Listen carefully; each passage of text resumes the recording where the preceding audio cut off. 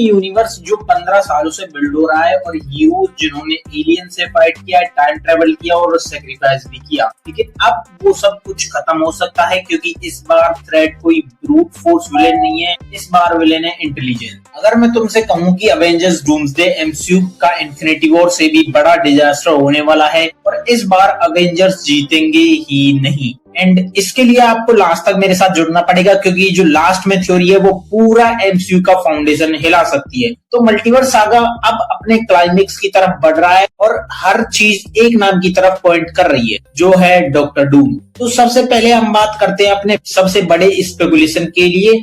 तो एमसीयू ने कैंग का इंट्रोडक्शन किया, मल्टीपल वेरिएंट उसके दिखाए, टाइम कंट्रोल भी हमें दिखाया, लेकिन कॉमिक्स रीडर्स जानते हैं कि मल्टीवर्स का असली किंग कौन है। डॉक्टर डूम सिर्फ एक विलेन नहीं है, वो साइंटिस्ट है, वो रूलर भी है, वो सॉर्सरर भी है और सबसे इम्पोर्टेंट बात, वो ईगो ड्रिवन विजनरी है। सीक्रेट वॉर्स की 2015 की स्टोरी लाइन में डॉक्टर डूम ने मल्टीवर्स कोलैप्स होते हुए देखा और फिर उसने खुद फ्रेगमेंटेड रियलिटीज को जोड़कर एक नया वर्ल्ड बनाया जिसे हम जानते हैं, जिसे वो कहता है बैटल वर्ल्ड, और वो खुद बना गॉड एम्परर डूम। तो अगर एमसीयू इस डायरेक्शन में जा रहा है तो डूम्सडे शायद वो मूवी हो सकती है जहां डूम मल्टीवर्स को इंटेंशनली ब्रेक करे, ना कि उसे तबाह करे, बस उसे कंट्रोल करने के लिए, और अवेंजर्स वो सिर्फ उसके प्यादे होंगे। तो अब बात करते हैं इनकर्जन की तरफ। इनकर्जन कंसेप्ट ऑफिशियली इंट्रोड्यूस हुआ था doctor strange in the multiverse of madness में। दो यूनिवर्स कोलाइड करते हैं और अगर उन्हें रोका नहीं गया तो दोनों डिस्ट्रॉय हो जाते हैं। तो अब इमेजिन तुम लोग करो कि अर्थ 616 का कोलिजन किसी और पावरफुल यूनिवर्स से होने वाला है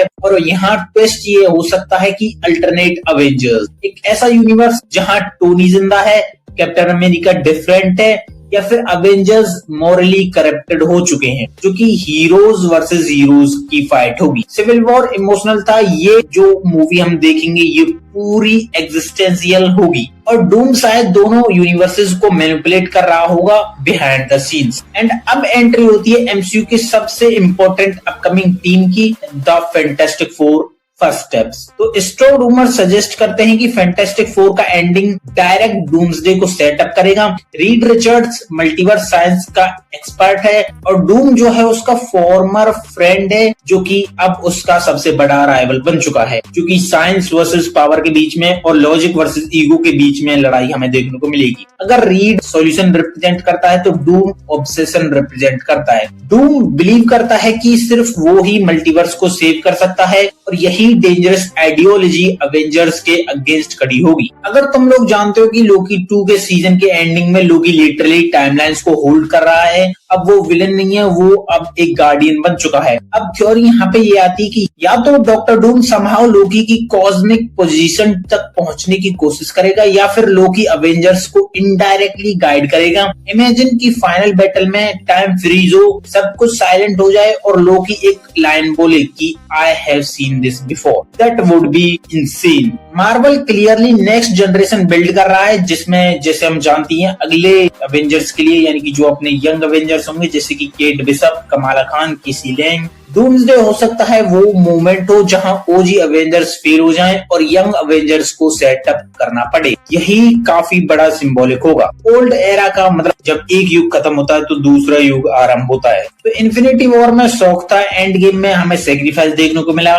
डूम्सडे में क्या देखने को हमें मिलेगा? अगर Doom truly comic level powerful introduce होता है तो किसी मेजर कैरेक्टर का परमानेंट एंड ऑलमोस्ट सर्टेन लगता है, जिसमें हो सकता है या तो थॉर या डॉक्टर स्ट्रेंज या फिर कोई ऐसा कैरेक्टर जिसके डेथ सीक्रेट वॉर्स का इमोशनल ट्रिगर बन जाए। मार्वल को पता है कि स्टेक्स कैसे रेज करते हैं और इस बार स्टेक्स यूनिवर्सल लेवल के हैं। अब आती है सबसे कंट्रोवर्शियल थ्योरी, जिसमें कि क्या हो अगर डूम एक्चुअली एक अल्टरनेट टोनी स्टार्क हो, सेम जीनियस, सेम ना चेरिश्मा, लेकिन एक ट्रेजिक टाइमलाइन जहां अवेंजर्स फेल हो गए और उस टाइमलाइन का टोनी डिसाइड करता है कि I will fix everything but control के थ्रू। अगर ये ट्विस्ट होता है तो अवेंजर्स को फाइट करना पड़ेगा अपने ही लेगेसी के अगेंस्ट। इमोशनली काफी डेवस्टेटिंग होगा और नैरेटिवली काफी ज्यादा पावरफुल हमें देखने को मिलेगा। सबसे स्ट्रॉन्ग स्पेकुलेशन ये है कि डूम्सडे का एंडिंग डायरेक्टली लीड करेगा अवेंजर्स सीक्रेट वॉर को। जैसे कि हम जानती हैं डूम्सडे कोलैप्स करेगा, उसके बाद जो सीक्रेट वॉर्स होगी वो रीबिल्ड होगी, जहां के फ्रेगमेंटेड यूनिवर्स मर्ज होंगे, लेगेसी कैरेक्टर्स रिटर्न करेंगे,